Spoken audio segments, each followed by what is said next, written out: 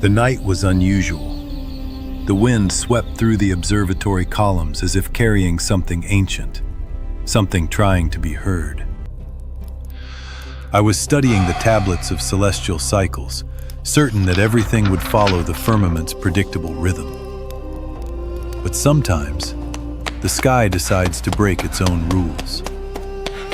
Footsteps echoed on the stone staircase. An apprentice appeared, breathless.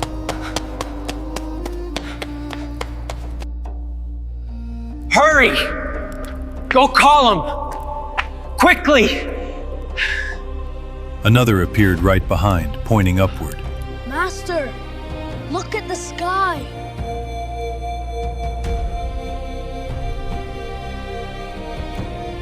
The light appeared, alive, pulsing, impossible. A star that belonged to no known record.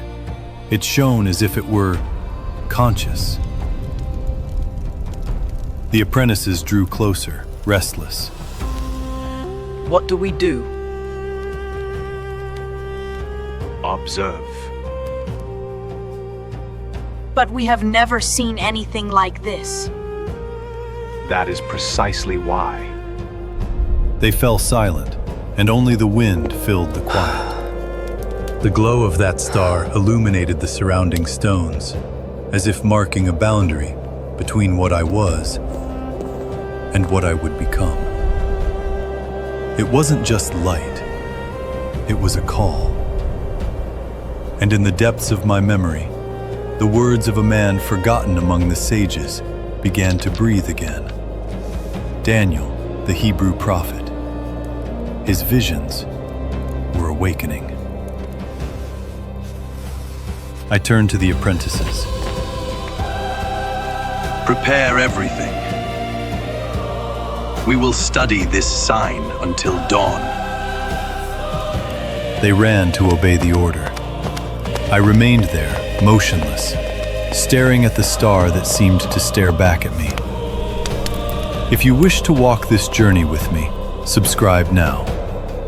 There are stories that transform those who hear them, and this is one of them. And if you have ever felt, at some moment, that something greater was trying to reach your heart, stay with me. Because what I am about to tell shaped my destiny, and continues to shape the destiny of many to this day.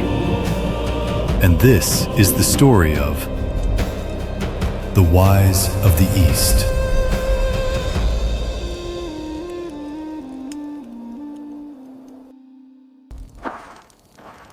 Some signs shine in the sky.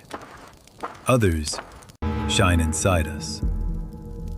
And on that morning, I knew the greatest challenge wouldn't be explaining the star, but facing that which tradition refused to see. The hall of the Brotherhood was silent when I entered. Torches cast long shadows across the ancient columns.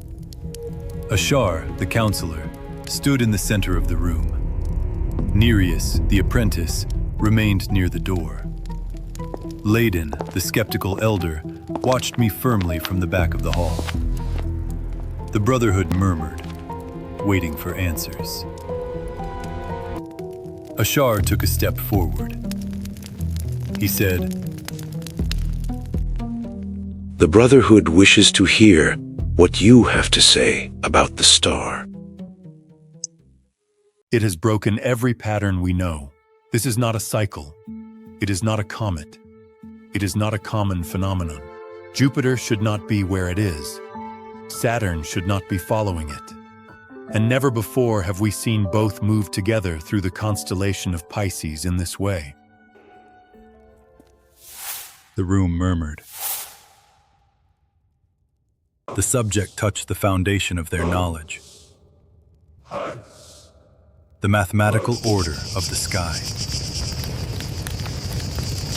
Laden leaned forward with a hard smile. "And you reached that conclusion so quickly?"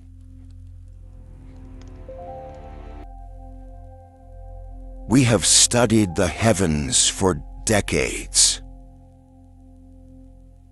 We have studied the heavens long enough to recognize when they present something new. The movement of Jupiter does not follow any of the recorded cycles. The ancient tables describe nothing like this.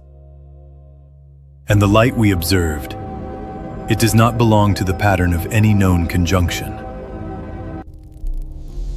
Some members of the Brotherhood exchanged uneasy glances.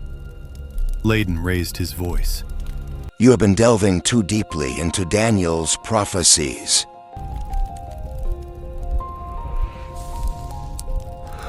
Ashar stared at me intently. Do you truly believe Daniel's words are connected to this phenomenon? I believe that to ignore them would be to close our eyes to the truth. Daniel speaks of appointed times, of shifts in the order of kingdoms, of periods defined by extraordinary events. And when I observe the heavens, I see something very similar unfolding. Nereus took a deep breath and stepped forward. Daniel spoke of an appointed time, a moment set apart, a period marked, a time when something would change the course of history. Are we living in that time?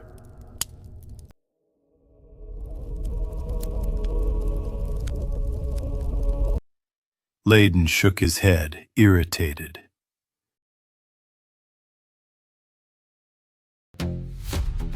Ancient prophecies always find those who wish to fit them into any. When Jupiter breaks its pattern and Saturn follows it, this is not coincidence. When the constellation of the Hebrews receives a light that does not belong to it, this is not chance. The heavens do not abandon their order lightly. And when they do, they are not announcing confusion, they are announcing change. A point outside the cycle. And change does not reveal itself to those who cling only to what has always been. The Brotherhood stirred again.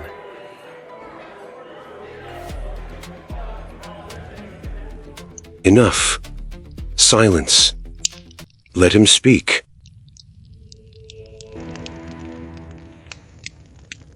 And what do you intend to do now? Review the writings, revise the calculations, analyze all the celestial positions recorded by the ancients, and if you are right, follow the star. Layden stood up, indignant. You would leave the Brotherhood to chase a light in the sky.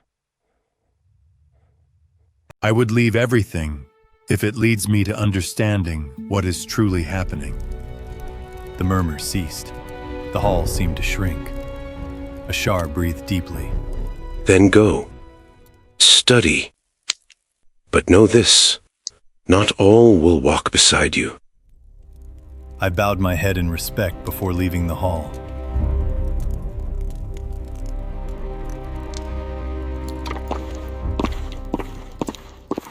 In the archives, the air was cold and silent. I lit a lamp, observing the shelves filled with ancient scrolls. I walked to the back, where texts ignored for generations rested. Among them, the scroll of Daniel.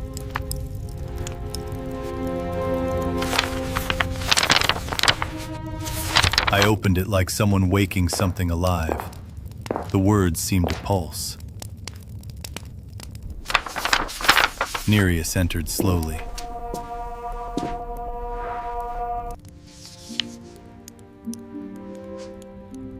I knew I would find you here. Do these prophecies truly speak of what we saw in the sky?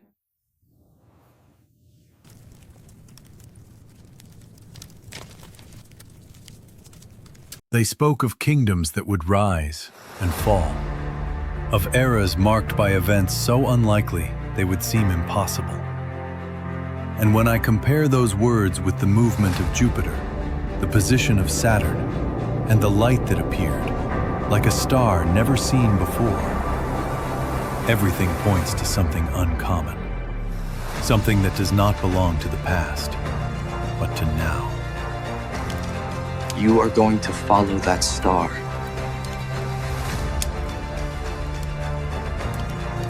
I am. One does not answer such a call by staying still.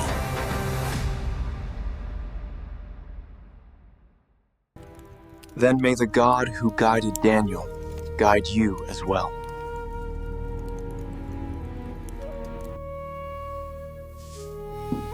When he left, silence returned to fill the archive. I closed the scroll carefully, feeling the certainty grow like fire within me.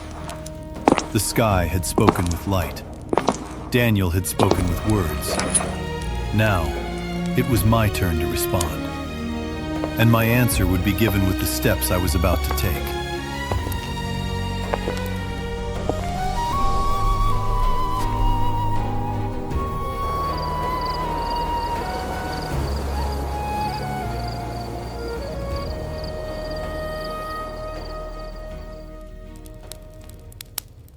That night was not made for sleep. While the city slumbered, I pored over celestial maps, reviewed ancient cycles, and reread words that hardly anyone cited anymore. Outside, the star pulsed behind the stained glass as if repeating, in silence, the same question. Will you stay, or will you follow me? Every line of Daniel, every recalculated figure, every intuition I tried to ignore, pushed my soul in the same direction. Leaving wasn't just a choice, it was a threshold. Before following the light, I would need to face the fear of those who preferred the safety of what they already knew. The late afternoon light was coming through the study room windows when Ashar entered. The sound of his step echoed like a warning. So it is true. You are really leaving. I have to follow the star. Everything points to it. Ashar walked to the table, leaning his hands firmly upon it. There is no turning back from this. And what if you are wrong? What if this interpretation leads you away from the Brotherhood's purpose? The purpose of the Brotherhood is to seek the truth. And the truth is calling. Ashar took a deep breath, looking away. The sky changes, but men rarely change with it. Layden is furious. He says your departure will divide the Brotherhood.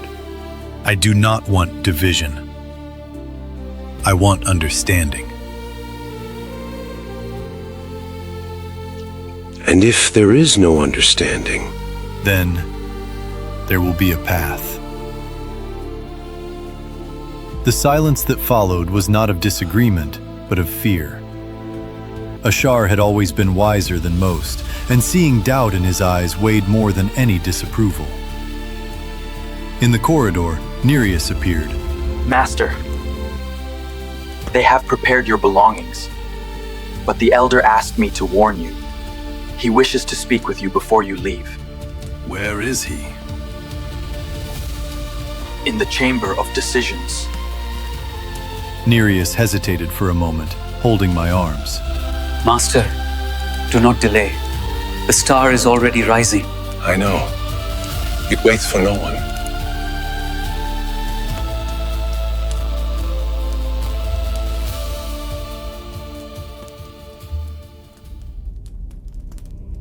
The chamber was silent as a tomb.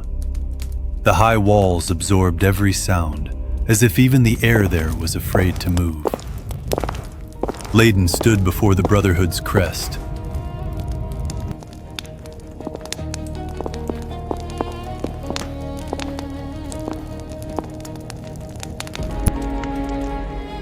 So you are abandoning everything?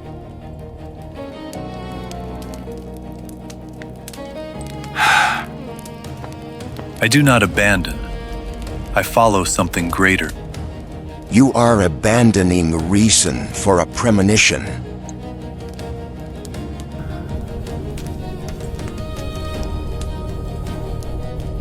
This is not a premonition.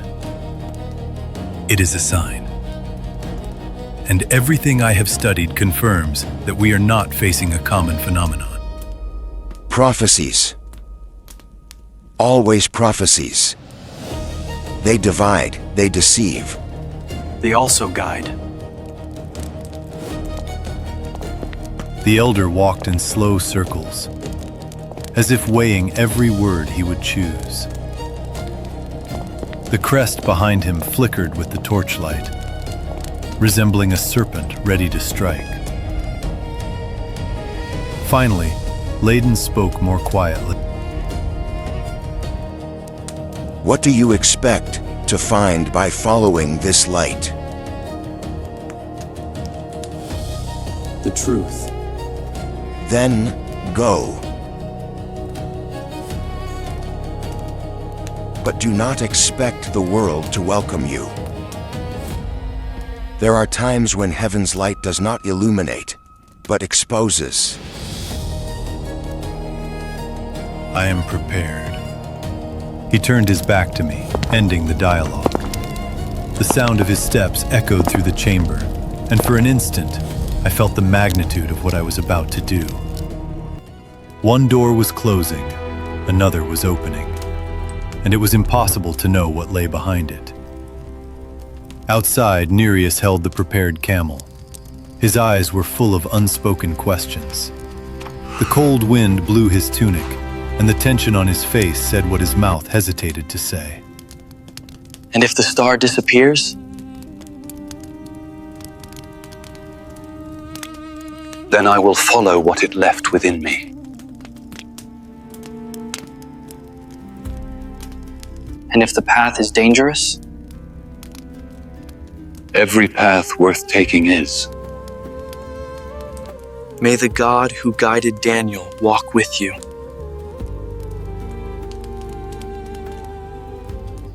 One day, you will understand why some signs are given only to those willing to follow. At that moment, Ashar appeared in the doorway, watching in silence. The sadness on his face was not of reproach, but of farewell. He raised just one hand, a small gesture, but loaded with everything he didn't say. I mounted the camel as the sky slowly darkened.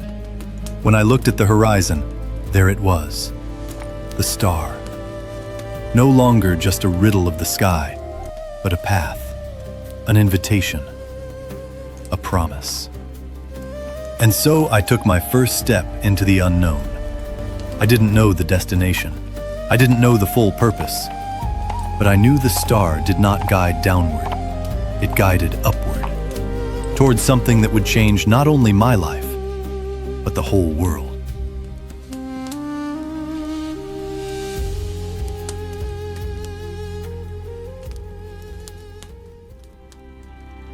Leaving is simple. Persisting, that is the true right. A path reveals itself first in the mind, then in the heart, and only then under the feet. But in those early hours, as I left the city gates, I realized the desert was not just a place. It was a question, and I needed to answer. The soft light of dawn tinged the stones as I began to distance myself from the brotherhood. The city still breathed sleep, but my heart already pulsed like one walking between two worlds. It was then that I heard hurried footsteps echoing on the road. I turned. Nereus was running, clutching something against his chest.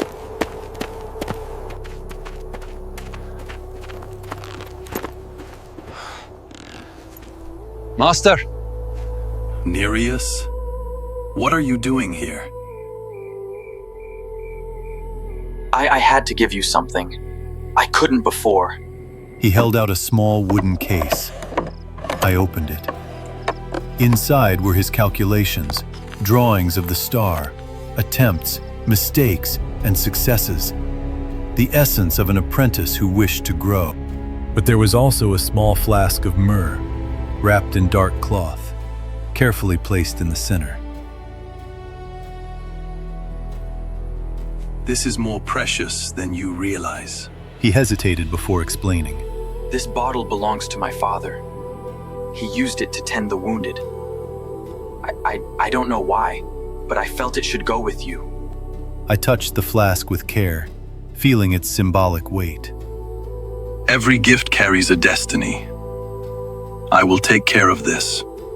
I know you said I cannot go, but take at least part of what I learned and part of what he left for me. You are already on the path, even by staying here. Master, do you think you will return? If the heavens allow. And what if no one believes what you find? I do not walk to convince. I walk to discover. His eyes filled with tears. And what if the path changes you? That is what paths are for.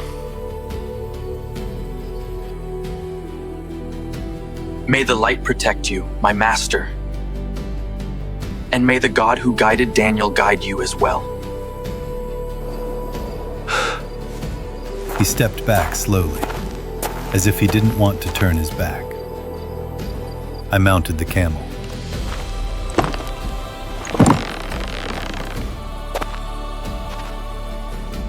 Take care of Asha. He will need you. Yes, master. Only then did Nereus turn and walk back to the city, disappearing slowly among the houses.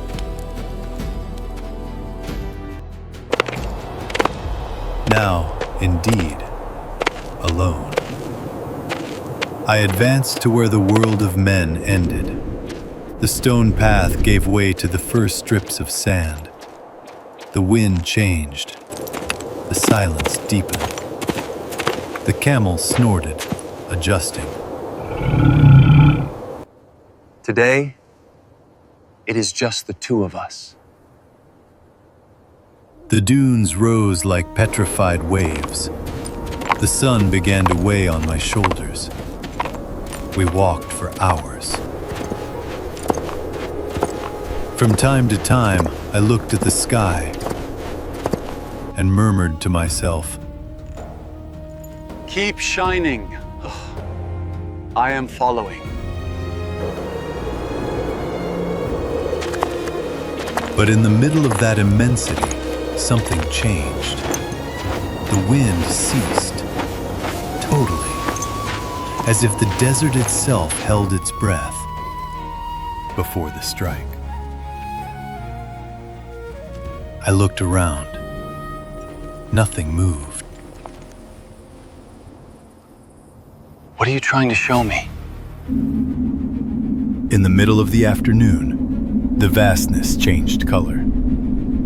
The blue of the sky became a sickly orange. I looked at the horizon, and my blood ran cold. It wasn't a cloud. It was a wall. A wall of sand and fury rising, swallowing the world, coming straight for us.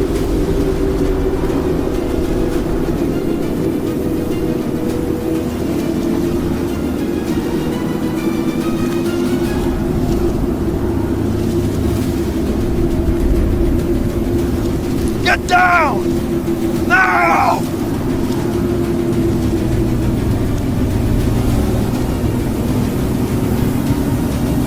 In seconds, day turned to night.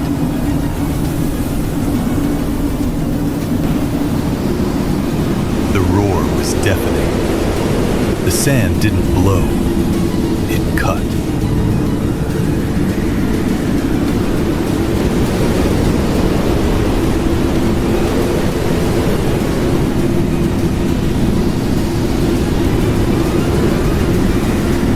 There, Blind and suffocated, I felt the real weight of my choice. Nature didn't care about prophecies or kings. I didn't come this far to be buried in the sand. Hours passed, or maybe days. Time lost its meaning. Until, as suddenly as it began, the roar stopped.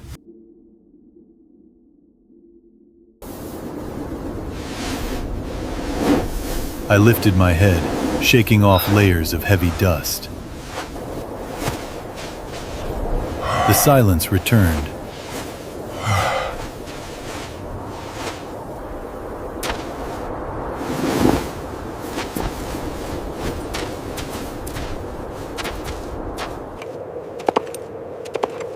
My body ached. My mouth was dry as stone.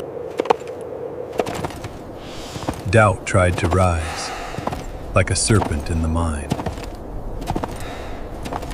What if I was wrong? What if I misunderstood Daniel? What if I am alone?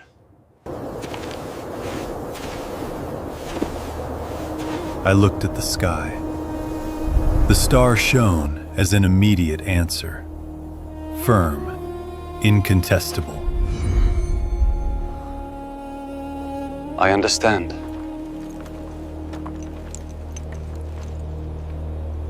I continue. When the sun hid behind the dunes, I finally stopped beside an ancient rock. The desert changed its face when night arrived. The cold cut deep. The wind sang. I lit a small flame. I sat on the sandy ground. I observed the sky. The star appeared brighter than ever, so alive it seemed to breathe along with me. Whatever it is, I am going. I closed my eyes and allowed the night wind to touch my face. That first night in the desert taught me something even Daniel couldn't write. Faith does not begin when we find answers, but when we continue, even without having them. There, under the light of that impossible star, I understood that I wasn't just following a path. I was being led.